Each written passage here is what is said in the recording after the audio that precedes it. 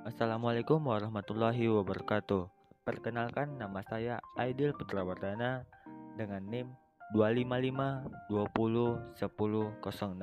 Saya adalah seorang mahasiswa Teknik Informatika di Universitas Pahlawan.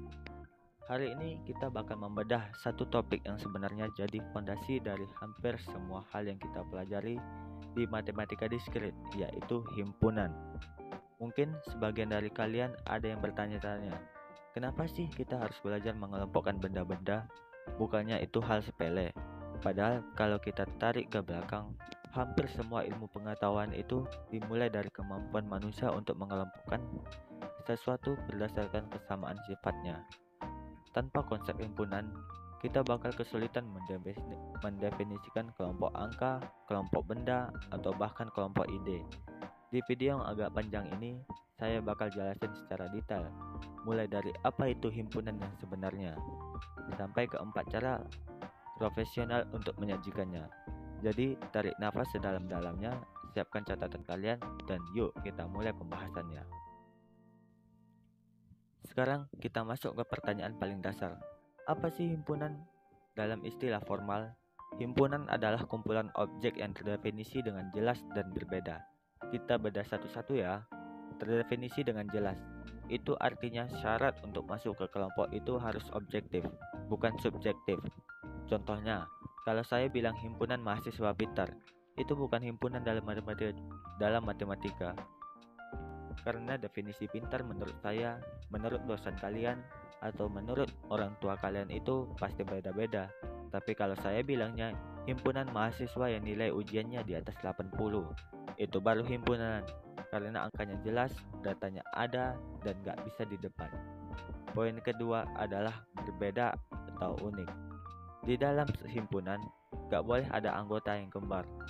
Kalau ada angka 2 muncul 2 kali, kita cukup tulis satu kali saja. Objek-objek di dalamnya ini kita sebut sebagai elemen, unsur, atau anggota. Pokoknya selama dia punya batasan yang jelas, dia bisa kita sebut himpunan. Nah, cara pertama untuk memberitahu orang lain isi himpunan kita adalah enumerasi. Ini adalah cara yang paling eksplisit, di mana kita mendaftarkan semua anggota satu persatu di kurung kurawal. Artinya, aturannya simpel. Awali dengan kurung kurawal, tulis anggotanya, pisahkan dengan koma, lalu tutup lagi. Tapi ada satu tips nih.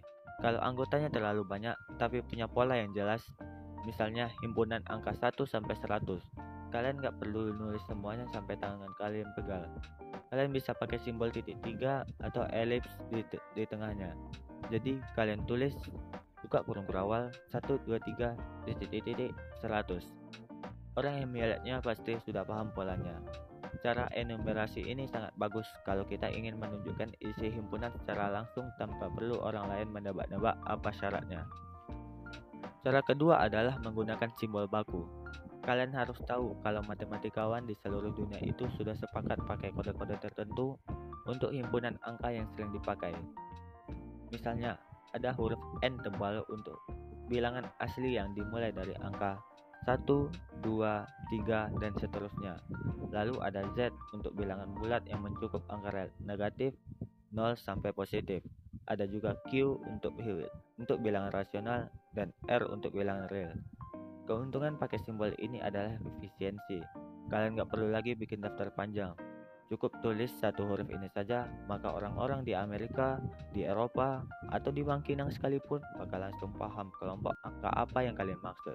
Ini adalah bahasa universal dalam matematikawan. Lanjut ke cara ketiga, yaitu notasi pembentuk himpunan. Ini adalah cara yang paling cerdas karena kita nggak menyebutkan anggotanya, tapi kita menyebutkan syarat atau sifat yang harus dipenuhi untuk jadi anggota. Strukturnya unik. Kita pakai kurung kurawal. Tulis variabelnya, biasanya huruf X, lalu ada garis tegak yang dibaca sedemikian sehingga setelah garis itu baru kita tulis sifatnya. Contohnya, buka kurung kurawal X sedemikian sehingga X adalah bilangan ganjil. 1 kurang dari X kurang dari 15. Dengan cara ini, kita mendefinisikan sebuah kelompok tanpa harus absen satu-satu. Cara ini sangat sakti kalau kita berurusan dengan himpunan yang anggotanya tak terhingga atau punya kondisi yang sangat spesifik. Jadi, alih-alih nulis isinya, kita kasih tahu peraturannya saja. Cara terakhir yang paling visual adalah diagram Venn yang ditemukan oleh John Venn tahun 1881. Idenya adalah memvisualisasikan himpunan dalam bentuk geometri. Pertama, kita bikin persegi panjang besar sebagai himpunan semesta atau semesta pembicaraan kita. Lalu, tiap himpunan di dalamnya kita wakili dengan lingkaran atau kurva tertutup lainnya. Anggota-anggotanya kita tulis sebagai titik-titik di dalam lingkaran itu. Diagram Venn ini bukan cuma gaya-gayaan ya, tapi ini alat yang sangat ampuh buat menganalisis hubungan antara 2 atau 3 himpunan.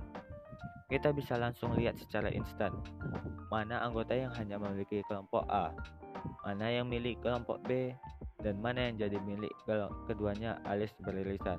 Kalau kalian tipe orang visual, cara ini pasti bakal jadi favorit kalian. Selanjutnya, ada konsep kardinalitas. Sederhananya, kardinalitas adalah jumlah elemen berbagai yang ada dalam sebuah himpunan berhingga. Notasinya bisa ditulis seperti ini. Coba kita lihat contohnya. Kalau ada himpunan A berisi bilangan prima yang lebih kecil dari 20, isinya kan ada 2, 3, 5, 7, 11, 13, 17, dan 19. Kalau kita hitung, jumlahnya ada 8. Jadi kardinalitasnya bisa ditulis seperti ini. Tapi ingat ya, yang dihitung cuma elemen yang berbeda. Kalau di dalam himpunan ada elemen yang ditulis berulang, itu tidak akan menambah nilai kardinalitasnya. Oh iya, kalau himpunannya tidak terbatas seperti bilangan real, maka kardinalitasnya disebut tak berhingga. Ada juga yang namanya himpunan kosong. Ini adalah himpunan unik yang tidak memiliki satu elemen, alias kardinalitasnya 0. Kita bisa menyimpulkannya dengan 0 yang disilang atau kurung kurawal kosong. Contoh nyata himpunan kosong adalah himpunan orang Indonesia yang pernah ke bulan. Sampai saat ini kan belum ada, jadi anggotanya tidak ada.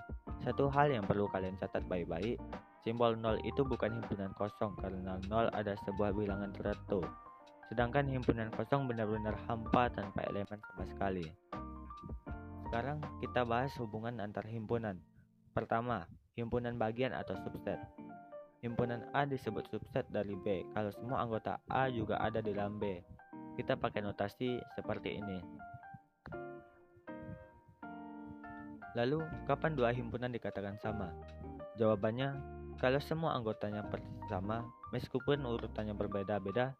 Misalnya, buka kurung 1, 2, 3 itu sama saja dengan buka kurung 3, 2, 1. Jadi, kesamaan himpunan itu tidak peduli urutan dan tidak peduli pengulangan elemen.